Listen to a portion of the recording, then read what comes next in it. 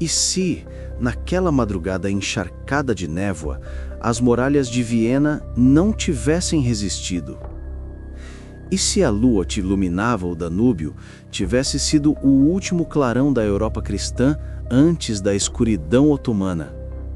Imagine um único portão de ferro cedendo, um grito abafado no vento e o som de milhares de passos ecoando pelas ruas estreitas. Um império inteiro, com os seus sultões, exércitos disciplinados e a promessa de uma nova ordem, cruzando o coração da Europa. O que aconteceria com as coroas, as catedrais, os reinos que acreditavam em sua própria eternidade? E você, em qual lado da muralha estaria?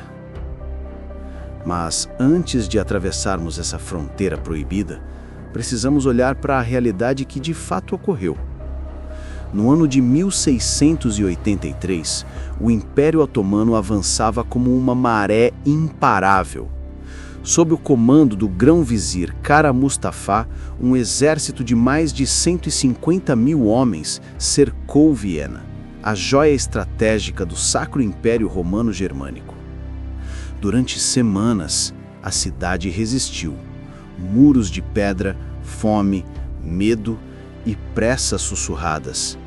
A Europa, fragmentada em disputas religiosas e políticas, quase não reagiu a tempo.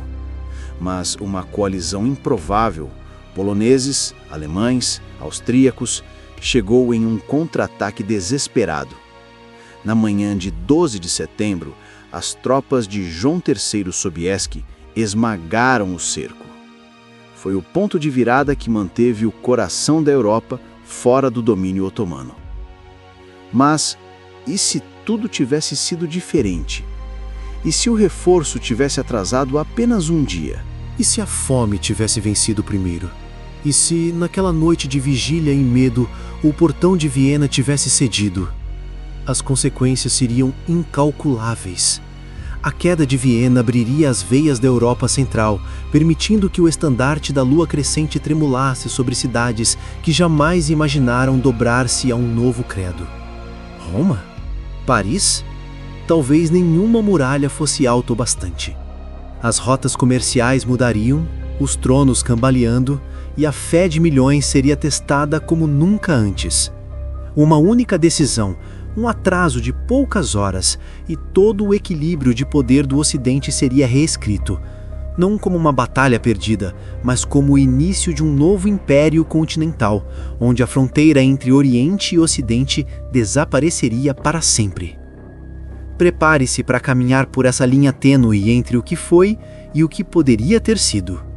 Na próxima parte veremos como o primeiro suspiro da cidade conquistada ecoaria muito além de suas muralhas, e porque ninguém, nem mesmo os vencedores, sairia ileso.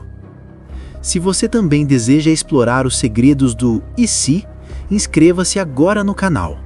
Aqui, cada vídeo é uma viagem a um universo paralelo da história, onde nada é impossível. A madrugada é um animal faminto. Quando as tochas se apagaram e o vento trouxe o cheiro de madeira queimada, Viena parou de respirar. Nenhum sino soou, nenhuma voz ousou clamar. Era como se a própria cidade tivesse entendido que a história estava sendo reescrita. E se cada batida de coração naquela noite fosse, na verdade, um adeus? Na linha tênue entre resistência e desespero, os defensores de Viena sabiam que as provisões acabavam. A pólvora rareava e as paredes, cobertas de rachaduras, já não prometiam segurança. Os gritos dos feridos misturavam-se ao cântico distante dos soldados otomanos, que aguardavam a hora final. Historicamente, a chegada de Sobieski rompeu essa escuridão. Mas aqui, neste universo de possibilidades, o atraso de um único amanhecer muda tudo. Não há cavaleiros poloneses, não há exército aliado. Há apenas o som surdo de uma muralha cedendo. Quando o portão maior se abre, não com estrondo, mas com um estalo lento, o medo se torna físico. Habitantes correm, mas não há para onde. Os sinos das igrejas são arrancados antes de tocarem. A lua crescente brilha nas armaduras dos genizaros, enquanto o centro da cidade é tomado como se o destino tivesse sempre pertencido a eles. E você? Pode imaginar o silêncio de milhares de vozes sufocadas, observando um mundo inteiro mudar em poucas horas? A conquista não é apenas militar, é simbólica. Um império que se acreditava invencível desperta para a realidade de que a fé, a cultura e o poder podem ser dobrados. A Europa olha para o leste e não vê mais uma fronteira, vê um espelho quebrado. E à medida que a bandeira otomana é hasteada no coração de Viena, um novo centro de gravidade nasce. Não se trata apenas de quem governa, mas de quem dita a própria ideia de civilização. O Ocidente, pela primeira vez em séculos, não é mais o eixo do mundo. Mas a tomada da cidade é apenas o primeiro ato, porque a verdadeira pergunta é: como o restante da Europa, dividida, desconfiada, fragilmente unida, reagirá quando perceber que o cerco nunca terminou? Na próxima parte, viajaremos pelos corredores de poder, onde reis, papas e generais sentirão o peso desse novo amanhecer. Nos palácios da Europa, a notícia da queda de Viena se espalha como um veneno invisível. E se, a cada corredor iluminado por velas, a certeza da supremacia cristã se desfizesse? Reis que se julgavam intocáveis agora ouvem passos vindos do leste. A cada batida na porta, um frio percorre as costas de monarcas e cardeais. Não é apenas o medo de exércitos, é o medo de que sua própria fé seja a próxima muralha a ruir. Na história real, a vitória de Sobieski uniu impérios em uma rara aliança. Mas aqui, neste desvio da linha do tempo, não há salvador. A Polônia hesita, França e Espanha medem vantagens, e o papado observa em silêncio calculado. O equilíbrio frágil da política europeia se transforma em um mosaico de desconfianças. Cada rei teme que, se agir, se enfraqueça diante de seus rivais. Enquanto os genizaros consolidam o controle sobre Viena, rumores atravessam fronteiras. Em Paris, conselheiros de Luís XIV sussurram: talvez a França deva negociar. Em Roma, cardeais debatem se a cristandade está diante de um castigo divino. E em Londres, a lembrança da reforma ainda sangra. Protestantes e católicos olham uns para os outros com mais rancor do que para o novo conquistador. Quem ousará enfrentar um império que já provou poder romper a muralha mais temida? É então que surge um dilema que envenena alianças. E se, em vez de resistir, alguns reis europeus buscarem acordos secretos com o sultão? O ouro otomano é vasto, suas rotas comerciais tentadoras. A lealdade à fé começa a se dobrar ao peso da sobrevivência. Na penumbra de um conselho noturno, um emissário francês é visto deixando discretamente os portões de Viena. O que carrega em suas mãos não é apenas uma proposta de paz, é o prenúncio de uma Europa partida, onde cada coroa decide salvar a si mesma. Mas as cortes não são as únicas a sentir o impacto, porque nas ruas, entre mercadores, monges e camponeses, o medo vira murmúrio e o murmúrio vira revolta. Na próxima parte, mergulharemos no coração do povo, aqueles que não têm tronos, mas cujas escolhas silenciosas podem incendiar todo o continente. Quando as coroas hesitam, são as ruas que decidem o ritmo do destino. E se cada praça da Europa se tornasse um barril de pólvora? O que acontece quando a fé é o último refúgio e, ao mesmo tempo, a maior arma? Nas tavernas úmidas de Veneza, nos becos de Nápoles, nas feiras de Bruxelas, o nome Viena já não é apenas uma cidade, é um presságio. Na realidade que conhecemos, a vitória cristã fortaleceu um sentimento de umidade, mesmo que temporário. Mas, neste mundo alternativo, a queda de Viena espalha um medo silencioso que não encontra respostas oficiais. Sem exércitos de coalizão, Sem discurso de esperança, o povo olha para seus próprios líderes e vê apenas vacilo.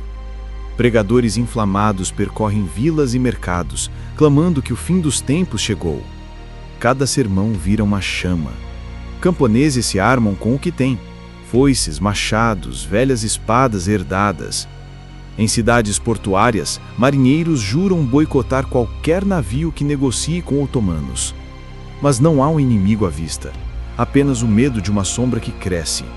E quando o medo não tem rosto, ele se transforma em caça às bruxas. Minorias e vigiosas, judeus e hereges tornam-se alvos. O inimigo externo serve de desculpa para expurgos internos. Um massacre em Praga, um levante em Florença, um convento incendiado em Colônia. A invasão otomana, paradoxalmente, acende guerras internas que o próprio sultão não precisou iniciar. A Europa sangra sozinha antes mesmo de outro soldado otomano cruzar a fronteira. E em meio a essa chama, um boato se espalha. Um mensageiro secreto vindo de Viena carrega promessas de anistia e riqueza para as cidades que se submeterem pacificamente ao novo poder. É verdade ou apenas mais uma faísca para incendiar corações?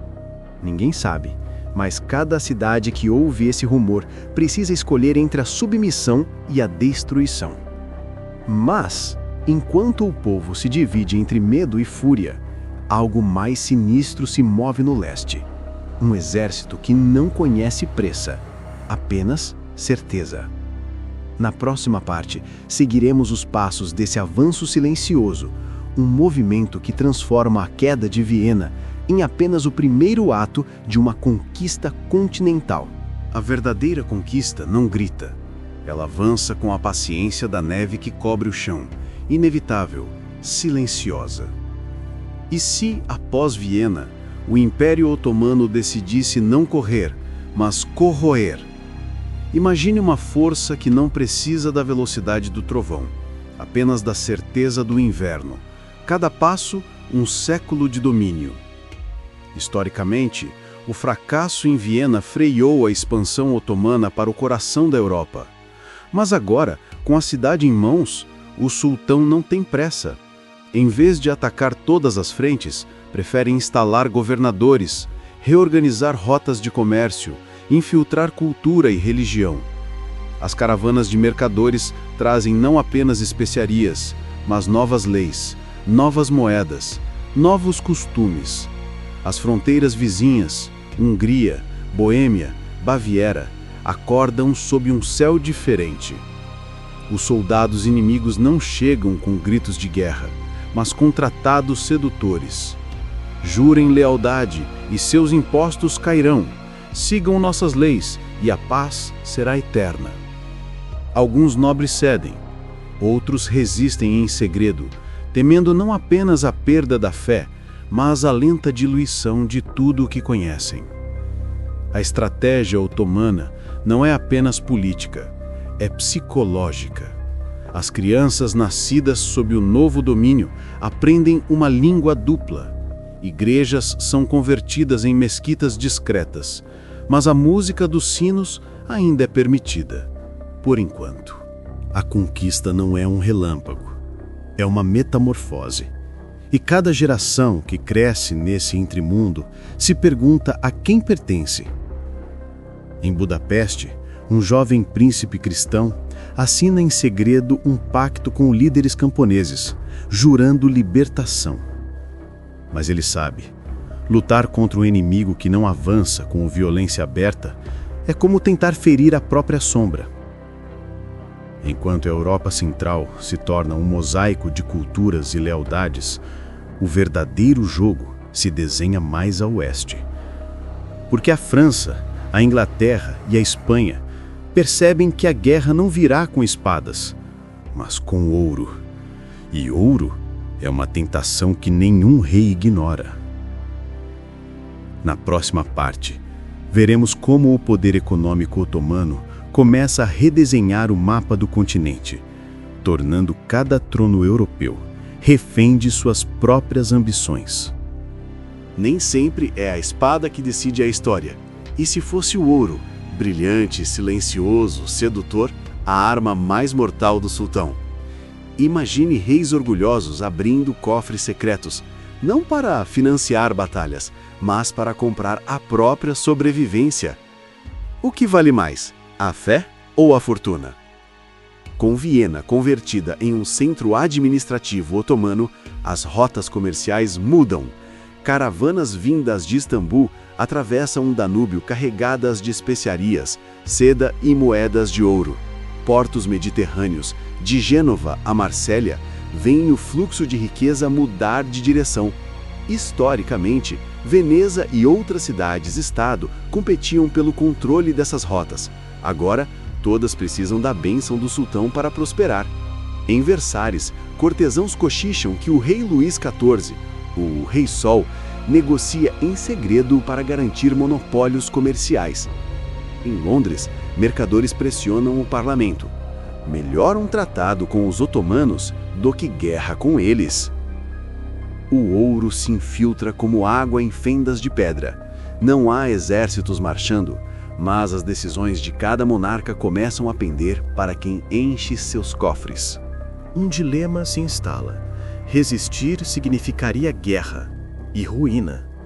Aceitar a nova ordem traria riqueza imediata, mas a que preço? Alguns reinos escolhem o silêncio cúmplice, justificando alianças como diplomacia pragmática. Outros se dividem internamente, pois seus povos veem na submissão econômica uma lenta traição espiritual. Um navio inglês aporta em Lisboa, trazendo algo mais perigoso que armas: contratos comerciais assinados com o selo do sultão. Cada assinatura é um prego invisível no caixão da independência europeia. Mas o ouro, como todo veneno, tem efeitos imprevisíveis. Porque, enquanto os reis se vendem, vozes ocultas começam a se erguer, clamando por uma cruzada, que não seja apenas de espadas, mas de ideias. Na próxima parte, seguiremos os primeiros sussurros de uma resistência intelectual e espiritual, um fogo que pode arder mais forte que qualquer exército. Nem toda revolta nasce de pólvora. E se a arma mais poderosa contra o império fosse a palavra? Imagine monges, filósofos e cientistas conspirando em bibliotecas abafadas, cada livro um estopim silencioso. Podem as ideias incendiar um continente antes que o exército do sultão perceba? Na história real, o iluminismo floresceu ao longo do século XVIII, questionando tronos e dogmas. Aqui, nesse universo alternativo, ele surge como resposta direta ao domínio otomano. Universidades clandestinas se espalham da Holanda à Península Ibérica. Pregadores misturam teologia com política, pedindo não apenas a salvação da alma, mas a libertação da mente. Panfletos anônimos circulam em Paris, Praga e Edimburgo, desafiando tanto os reis complacentes quanto o sultão distante. Artistas escondem mensagens de insurreição em pinturas e peças de teatro. Cada verso, cada discurso é uma centelha. Mas com cada nova ideia, cresce também a paranoia. Espiões otomanos caçam tipografias clandestinas, e nobres temem que o pensamento rebelde destrua suas próprias coroas. Um filósofo vienense, filho de comerciantes convertidos à força, publica um tratado ousado. Se a espada toma cidades, a razão as liberta. O texto se espalha em segredo, provocando debates nas cortes e nas ruas. E se o verdadeiro campo de batalha não for o território, mas a consciência? Em uma noite gelada em Amsterdã, estudantes e marinheiros juram manter viva a chama da resistência intelectual. Eles não empunham armas, apenas livros, canetas e uma promessa, que a mente europeia jamais se tornará vassala de nenhum império. Mas o sultão não subestima a força invisível. Ele prepara uma resposta sutil, tão estratégica quanto qualquer exército. Na próxima parte, veremos como o poder otomano tenta cooptar, infiltrar e reescrever essas próprias ideias, travando uma guerra de cultura que pode ser mais perigosa do que qualquer batalha no campo. Quando a mente se rebela, o poder responde com silêncio calculado. E se o sultão decidisse lutar não com espadas, mas com a própria linguagem? Imagine escolas, salões e teatros tomados por mestres que parecem ensinar filosofia, mas espalham lealdade. Pode a cultura ser um veneno doce capaz de apagar uma revolução antes que ela comece? Na linha do tempo real, o Império Otomano enfrentou dificuldades em modernizar-se diante do iluminismo europeu. Mas neste universo alternativo, o sultão é paciente e astuto. Ele entende que o saber é tão perigoso quanto pólvora e decide torná-lo aliado. Em Viena, agora coração de seu Império Ocidental, abre-se uma Academia da Harmonia, um centro de aprendizado que oferece bolsas generosas, traduções de textos gregos e árabes e mestres vindos de Damasco e Cairo. Jovens europeus viajam para estudar nesses salões de mármore. Ali, a história é recontada, não como imposição, mas como troca. Cada aula é um convite sutil. Por que lutar contra quem pode oferecer conhecimento e prosperidade? Alguns retornam às suas terras, trazendo não apenas livros, mas novas lealdades. A fronteira entre resistência e colaboração fica turva, mas a estratégia vai além da educação. Quando a superfície é conquistada, a resistência mergulha nas trevas. E se a verdadeira guerra fosse travada nas catacumbas, onde a luz mal ousa entrar? Imagine corredores úmidos sobre Roma, Paris e Viena, onde velas tremulam sobre juramentos sussurrados. Pode a esperança sobreviver onde o ar é quase irrespirável? Com universidades sob vigilância e salões tomados por mestres do sultão, a oposição migra para a escuridão. Historicamente, sociedades secretas europeias surgiram no século XVIII, maçons, carbonários e clubes filosóficos. Aqui, porém, elas nascem não apenas de curiosidade intelectual, mas de pura necessidade de sobrevivência. Nas criptas de Praga, monges e ex-militares traçam mapas de rotas clandestinas. Em Londres, um grupo de tipógrafos imprime panfletos em imprensas escondidas, distribuindo-os em sacos de grãos. Cada encontro é um risco. Espiões do sultão se misturam aos próprios rebeldes, e a traição é sempre uma possibilidade. Um único nome revelado pode significar o fim de dezenas de vidas. Dessa escuridão nasce um plano audacioso, um levante sincronizado em várias cidades, não com exércitos, mas com sabotagens e mensagens cifradas que, juntas, poderiam quebrar a rede econômica otomana. Mas há um dilema cruel. Para enfraquecer o inimigo, também é preciso atacar nobres e comerciantes europeus que se venderam ao ouro do sultão. Até onde se pode ir sem perder a própria alma? Em uma noite gelada, em um mosteiro escondido nos Alpes, líderes de diferentes células juram em silêncio. No próximo equinócio, a Europa renascerá ou morrerá para sempre. Um pacto selado não com tinta, mas com sangue. Mas o inimigo ouve até onde o vento sopra. E enquanto esses conspiradores se preparam, o sultão envia sua arma mais temida. Não um exército, mas um mestre da infiltração. Na próxima parte, veremos como um único espião, carregando nada além de palavras e segredos, pode desfazer anos de conspiração e mudar o destino de um continente. Às vezes, basta uma única sombra para apagar 100 velas. E se um espião pudesse quebrar uma revolução antes que ela respirasse? Imagine um rosto que muda de nome em cada cidade. Uma voz que fala todos os dialetos. Um olhar que penetra muralhas mais fortes que pedra. Pode um só homem alterar o destino de um continente inteiro? Na história real, o Império Otomano cultivou uma rede complexa de informantes e diplomatas. Neste universo alternativo, essa arte se torna uma arma suprema. Chamam-no de o Homem de 1000 Rostos. Ninguém sabe seu nome verdadeiro. Alguns juram que nasceu em Veneza, outros dizem ser um janízaro desertor. Todos concordam em uma coisa: onde ele pisa, conspirações se desmancham como neve ao sol.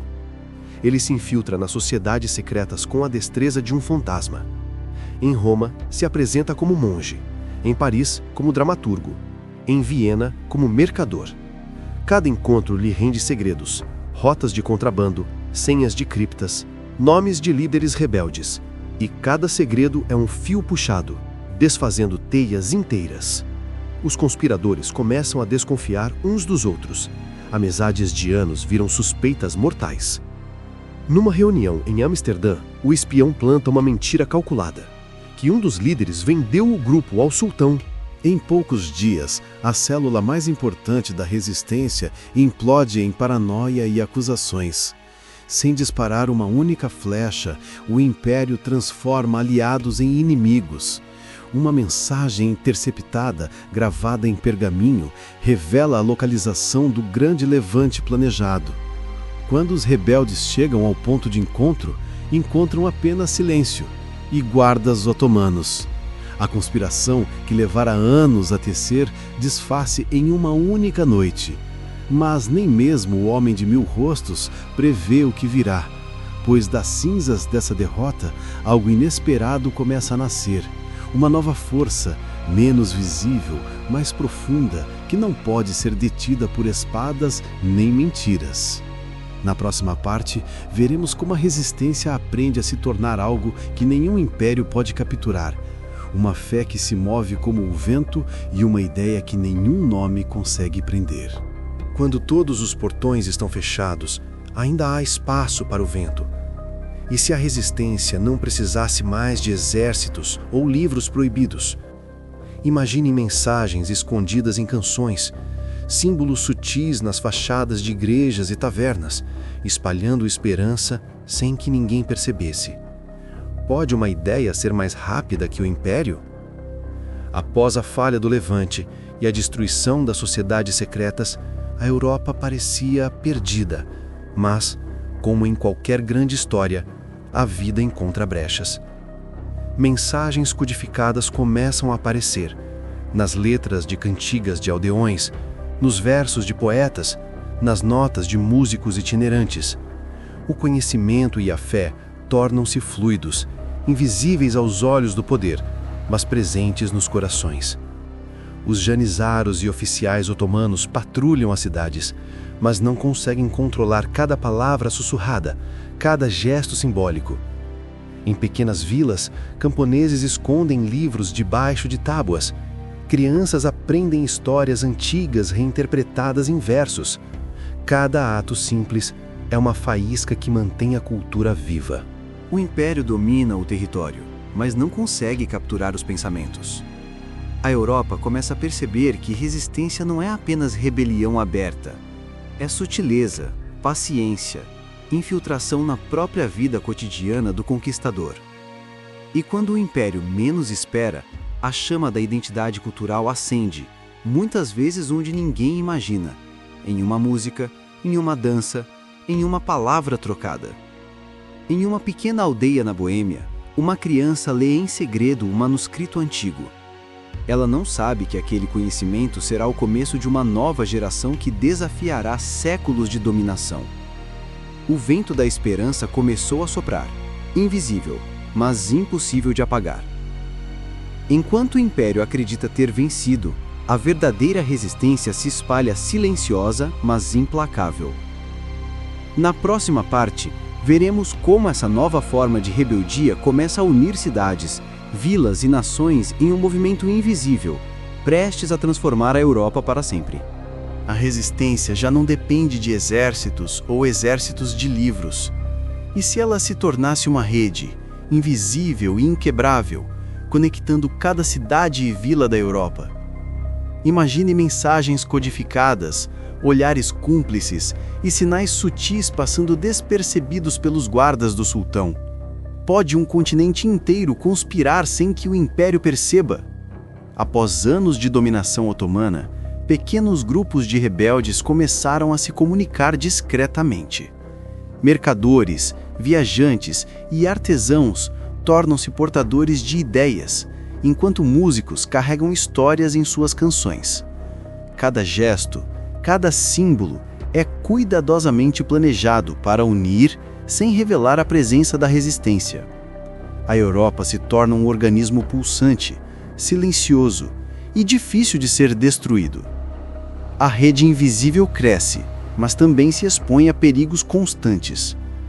Esposas ou filhos inadvertidos entregam segredos, e espiões do Império percorrem cada cidade, atentos a qualquer anormalidade. O medo é constante.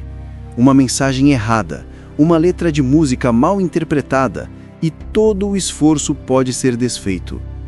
Ainda assim, a esperança e a determinação superam a repressão. O mais impressionante é que o Império começa a perceber sinais de algo que não consegue controlar. Rebeldes não atacam com violência, mas espalham informações, fortalecem identidades locais, incentivam a cultura e mantêm viva a memória do passado europeu. A supremacia territorial parece absoluta, mas o poder da mente e da ideia começa a corroer silenciosamente o Império. Em uma reunião secreta em Colônia, líderes da Rede Invisível concluem: não precisamos vencer batalhas, precisamos apenas sobreviver e ensinar. Cada aldeia, cada cidade é uma fortaleza que o inimigo não pode conquistar. Mas enquanto a resistência cresce silenciosa, o Império se mostra mais sagaz e estratégico do que jamais foi. Na próxima parte, veremos como os otomanos tentam infiltrar agentes duplos, testar a lealdade e descobrir se essa rede invisível pode realmente ser destruída ou se o vento da mudança é irreversível. Quando um império não pode vencer pela força, ele tenta vencer pelo desejo. E se o sultão oferecesse riqueza, títulos e poder para aqueles que já conspiravam na sombra? Imagine amigos se tornando inimigos, irmãos duvidando uns dos outros e corações divididos entre lealdade e sobrevivência. Pode a ganância corroer uma rede construída com anos de paciência e sacrifício? Historicamente, impérios sempre usaram diplomacia, suborno e intriga para controlar territórios conquistados. Neste universo alternativo, os otomanos adotam a mesma estratégia contra a resistência invisível. Mensageiros chegam silenciosamente a vilas e cidades, oferecendo recompensas enormes para quem revelar líderes e rotas secretas. Alguns líderes começam a questionar: vale a pena arriscar tudo por uma causa que o mundo parece ter esquecido? A dúvida se espalha como fogo. Uma carta é interceptada, mas o remetente desconhecido já provocou desconfiança entre aliados. Os laços mais fortes são testados. Alianças antigas começam a se desfazer. A resistência precisa agir rápido. Mas como confiar em qualquer informação quando até os próprios corações vacilam? O mais perigoso não é o inimigo, mas o que ele desperta dentro de cada um. Alguns jovens líderes caem na tentação, acreditando que podem negociar sem trair seus princípios. Outros planejam falsos acordos para enganar o sultão. Mas cada mentira aumenta o risco de exposição. A batalha agora é interna. Controlar a ganância, a dúvida e o medo que rastejam silenciosamente entre eles. Em uma noite de tempestade, uma reunião decisiva ocorre em Viena. Os líderes da resistência decidem que ou confiam uns nos outros plenamente, ou toda a rede será comprometida. O destino de milhares depende de um fio de confiança que pode se romper a qualquer momento. Mas a verdadeira prova ainda está por vir, porque quando a traição se aproxima, até os planos mais bem arquitetados podem ser virados contra aqueles que os criaram. Na próxima parte, veremos como a rede invisível enfrenta seu maior teste, a infiltração completa do Império em seu coração mais secreto. Quando o inimigo entra sem ser visto, o perigo deixa de ser apenas externo. E se o Império tivesse um agente dentro da própria liderança da resistência, observando cada movimento, cada palavra, cada gesto? Imagine conversas suspeitas, olhares evitados e planos que parecem falhar antes mesmo de serem executados. Como confiar quando até a sombra pode trair? Historicamente, agentes duplos e espionagem sempre desempenharam papéis decisivos em conflitos de longo prazo. Neste mundo alternativo, o sultão envia seu melhor infiltrado, alguém que conhece a língua, a cultura e os códigos secretos da resistência. Ele se mistura aos líderes, oferecendo conselhos estratégicos, mas cada sugestão carrega uma armadilha. A rede invisível, construída com paciência e coragem, começa a se fragmentar sob o peso da dúvida. Pequenos erros se acumulam, mensagens são interceptadas, rotas de transporte falham, encontros são cancelados. Líderes começam a questionar uns aos outros e antigas alianças se dissolvem. A pressão psicológica é implacável. A resistência percebe que o verdadeiro campo de batalha não está nas ruas, mas dentro de cada mente, onde confiança e paranoia disputam cada decisão. O infiltrado sugere uma operação arriscada: atacar um ponto estratégico do Império. Os líderes aceitam, mas o plano é uma armadilha cuidadosamente arquitetada para expor a rede inteira. O Império observa em silêncio, pronto para esmagar a resistência em um único movimento calculado. Na véspera da operação, cartas e mensagens secretas circulam freneticamente, mas o medo domina. Quem realmente é aliado? Quem é traidor? O destino da rede invisível e de toda a Europa sob ameaça está prestes a ser decidido em uma única noite de tensão máxima. Na próxima e última parte, veremos a resolução desse conflito, a queda ou a sobrevivência da resistência, o destino do Império e o legado de um "e se" que mudou para sempre o curso da história. O fim está próximo e ninguém sairá ileso. O silêncio da noite precede o amanhecer. E se, após anos de intrigas, espionagem e medo, a Europa encontrasse uma nova forma de existir? Imagine ruas silenciosas, cidades despertando e o eco de uma batalha travada não com armas, mas com coragem, ideias e fé. O que restou quando o último segredo foi revelado? A operação final planejada pelo infiltrado parecia condenar a rede invisível. Mas, no último instante, líderes astutos descobriram a traição e redirecionaram o plano. Ao invés de confronto direto, espalharam mensagens falsas, manipularam rotas e confundiram o Império. O sultão, com todo o seu poder e astúcia, percebe tarde demais que a resistência não é um exército físico, é um espírito que não pode ser contido. As cidades começam a acordar com uma nova consciência. O povo percebe que, mesmo sob ocupação, há maneiras de preservar cultura, fé e identidade. O ouro e o poder do Império continuam presentes, mas já não definem corações e mentes. A Europa aprende a viver sob o domínio, mas sem ser domada. O Império se adapta, mas também muda. Algumas ideias, costumes e tecnologias da Europa entram silenciosamente no sistema otomano. O "e se" não é apenas sobre conquista, mas sobre transformação mútua.